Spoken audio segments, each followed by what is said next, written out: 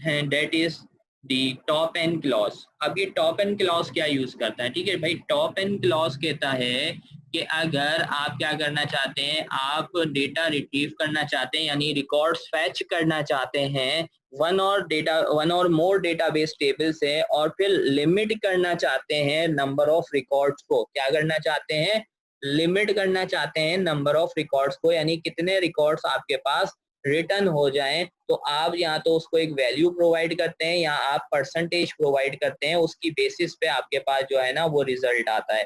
तो आप किस तरह से बनाते हैं, आप लिखते हैं सिलेक्ट टॉप, उसके बाद आप वैल्यू बताते हैं परसेंटेज विद टाइज, ठीक है। अब ये क्या है विद टाइज, विद ये सारी चीजें हम अभी डिस्कस करने वाले हैं। तो बेसिकली ये जो टॉप और परसेंट है, ये दो आपके पास वैल्यूज हैं। तो टॉप में आप ये बताते हो कि भाई it returns the top N number of records, यानी अगर आपने लिखा, लेट्स से अगर हम अपनी एग्जांपल पे जाते हैं, यहाँ पर हमारे पास सिलेक्ट ऑल फ्रॉम एम्प्लॉइज है, तो अगर हम सिलेक्ट करते हैं सारा डेटा, ठीक है, तो हमारे पास 7 रिकॉर्ड्स हैं।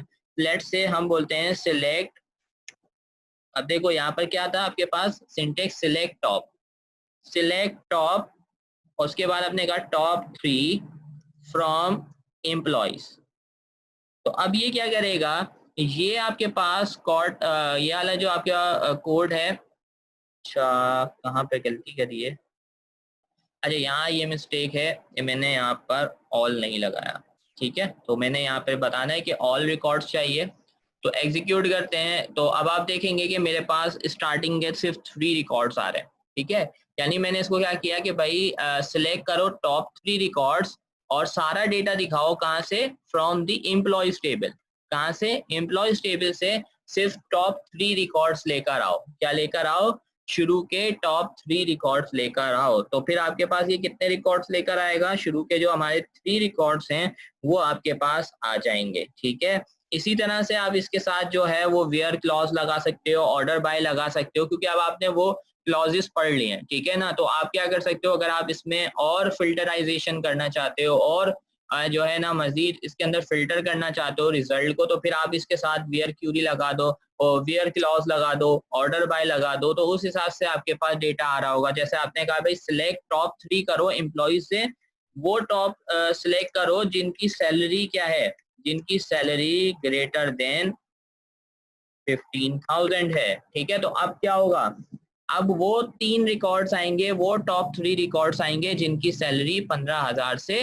ज्यादा है, ठीक है। तो मैं यहाँ से इसको एग्जीक्यूट करता हूँ, तो अब आप देखें कि अब मेरे पास वो 3 रिकॉर्ड्स आ रहे हैं, यानी देखो 1, 2 एंड 3, ठीक है। टॉप 3 रिकॉर्ड्स जो हमारे पास हैं उन सब की जो सैलरी है वो क्या है, 15,000 से ज्यादा है, क्या है, 15,000 से ज्यादा है। तो अब देखो मेरे पास वही रिकॉर्ड आ रहे हैं जिनकी सैलरी 15,000 से ज्यादा है, लेकिन ये टॉप 3 रिजल्ट है, ठीक है। इसके अलावा व्हाट यू कैन डू, आप यहाँ पर आकर आप परसेंटेज को भी यूज कर सकते हैं। किसको यूज कर सकते हैं, आप परसेंटेज को भी यहाँ पर यूज कर सकते हैं। अब परसेंट का मतलब क्या होता है, जैसे कि आपने बोल दिया यहाँ पर टॉप 70, ठीक है, 70 के बाद आपने कह दिया परसेंट, ठीक है। तो अब आपने क्या बोला है, आपने यहाँ से, और मैं यहाँ पर अभी वेयर क्लॉज हटा रहा हूँ, तो मेरे पास कितने रिकॉर्ड है इस टेबल के अंदर, इस टेबल के अंदर मेरे पास है 7 रिकॉर्ड, ठीक है।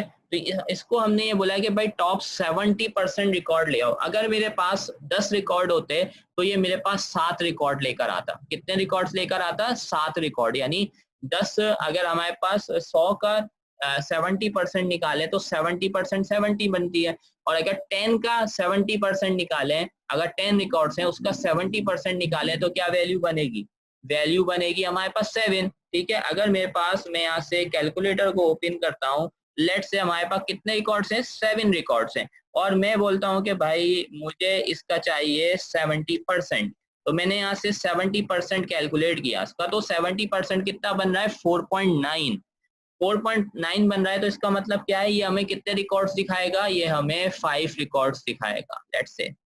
तो कितने रिकॉर्ड्स आ रहे हैं, हमारे पास 5 रिकॉर्ड्स आ रहे हैं। तो अगर आप परसेंटेज की बेसिस पे रिजल्ट लेकर आना चाह रहे हैं तो वो भी पॉसिबल है, लेकिन आपके पास आप टॉप को जब यूज करेंगे तो परसेंटेज ऑप्शनल है, आप यहाँ पर एन वैल्यू बता सकते हो, यानी कितनी वैल्यूज लेकर आने हैं, कितने रिकॉर्ड्स लेकर आने हैं।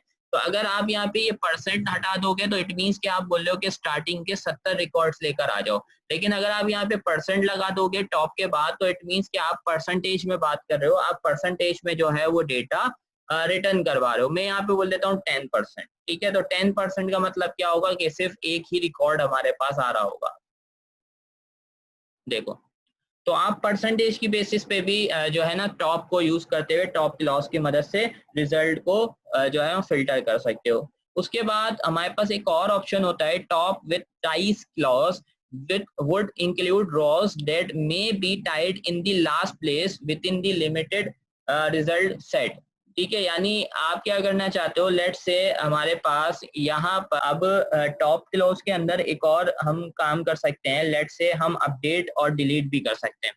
यानी आप अगर मैं यहाँ से आपको सारे एम्प्लॉयज दिखाता हूँ और लेट से ये सारे एम्प्लॉयज हैं, आपने कहा कि भाई जो स्टार्टिंग के 3 एम्प्लॉयज है ना, स्टार्टिंग के 3 एम्प्लॉयज उनकी जो सिटी है ना वो पिशावर हो जाए, उनकी सिटी क्या हो जाए, पिशावर हो जाए। तो आप अपडेट के साथ यूज कर सकते हो टॉप क्लॉज को। तो आप कैसे यूज करोगे, आप लिखोगे अपडेट टॉप, उसके बाद आपने कहा टॉप 3, और टॉप 3 के बाद what you are going to do, आपने बोला अपडेट टॉप 3, यानी टॉप 3 रिकॉर्ड्स को अपडेट करो। और उसमें क्या अपडेट करना है, टेबल का नाम बताओगे, एम्प्लॉयज का टेबल है और उसके अंदर अपडेट क्या, उसके अंदर अपडेट आपको क्या करना है, आपको उसकी सैलरी अपडेट करनी है या आपको सिटी अपडेट करनी है। तो मैंने कहा set city equals to Peshawar, ठीक है, मैंने कह दिया उनकी सिटी क्या कर दो, पेशावर कर दो। तो यहाँ पर अब देखो मैंने क्या किया है, मैंने बोला भाई क्यूरी ये चलाई है, अपडेट कर दो टॉप 3 रिकॉर्ड्स